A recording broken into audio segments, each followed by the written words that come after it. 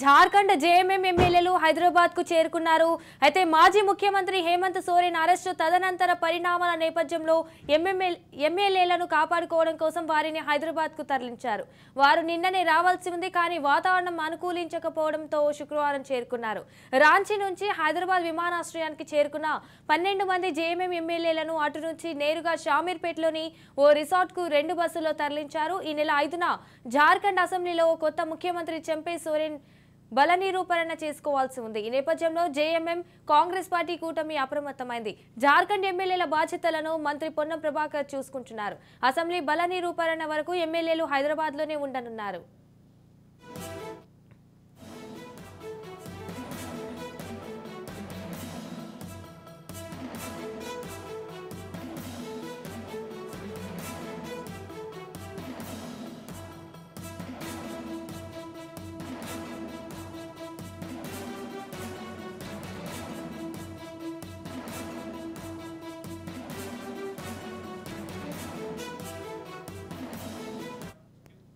Jharkhand JMM ఎమ్మెల్యేలు హైదరాబాద్ కు చేరుకున్నారు. మాజీ ముఖ్యమంత్రి హేమంత్ సోరెన్ అరెస్టు తదనంతర పరిణామాల నేపథ్యంలో ఎమ్మెల్యేలను కాపాడుకోవడం కోసం వారిని హైదరాబాద్ కు తరలించారు.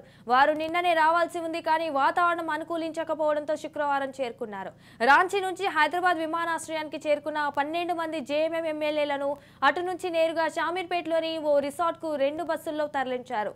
ఈ నెల 5న జార్ఖండ్ అసెంబ్లీలో కొత్త ముఖ్యమంత్రి చెంపై సోరెన్ బల నిరూపణ చేసుకోవాల్సి ఉంది. ఈ నేపథ్యంలో జేఎంఎం కాంగ్రెస్ పార్టీ కూటమి అప్రమత్తమైంది.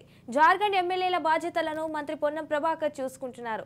అసెంబ్లీ బల నిరూపణ వరకు ఎమ్మెల్యేలు హైదరాబాద్ లోనే ఉండనున్నారు.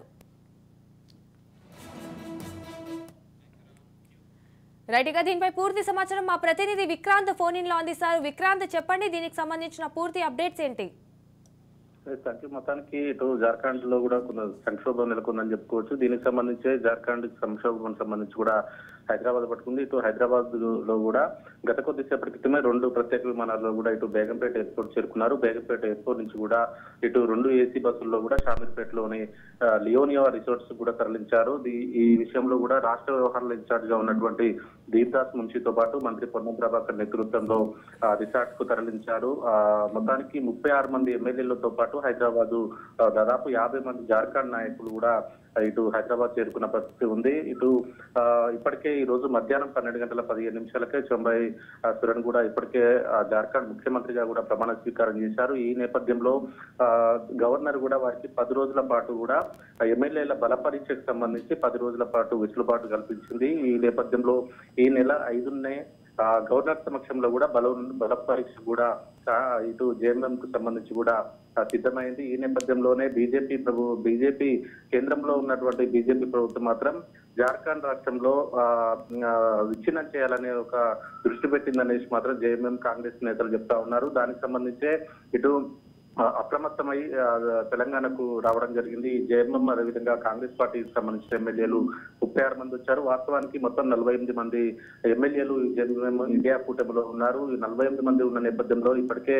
ముఖ్యమంత్రిగా ప్రమాణ స్వీకారం చేసిన చెంపై సోరెన్ తో పాటు మరో 4 మంది కాంగ్రెస్ పార్టీ సీనియర్లు ఎమ్మెల్యేలు అదేవిధంగా 5 మంత్రులు కూడా ఇప్పటికే జార్ఖండ్ లోనే ఉన్నారు. వాళ్ళు కూడా ఈ రోజు అర్ధరాత్రి లేదంటే రేపు కూడా హైదరాబాద్ చేరుకునే అవకాశం కనిపిస్తా ఉంది. ఇదిలా ఉంటే ఇప్పటికే 32 మందితో కూడా ఇటు ఎన్డీఏ గవర్నమెంట్ కూటమి కూడా ఉన్న నేపథ్యంలో కూడా దాదాపు 10 నుంచి 15 మంది ఎమ్మెల్యేలను జేఎంఎం అదేవిధంగా కాంగ్రెస్ పార్టీ తీసుకుని జార్ఖండ్ రాష్ట్రంలో బీజేపీ జెండా ఎగరవేయాలనేది బీజేపీ ఆలోచనగా తెలుస్తా ఉంది. దానికి సంబంధించి అప్రమత్తమై జేఎంఎం అదేవిధంగా ఈ ఇండియా కూటమికి సంబంధించిన ఎమ్మెల్యేలు మాత్రం ముందు జాగ్రత్తగా హైదరాబాద్ తరలి వచ్చారు. ఈ నేపథ్యంలో ఏఐసిసి కూడా ప్రత్యేక దృష్టి పెట్టింది.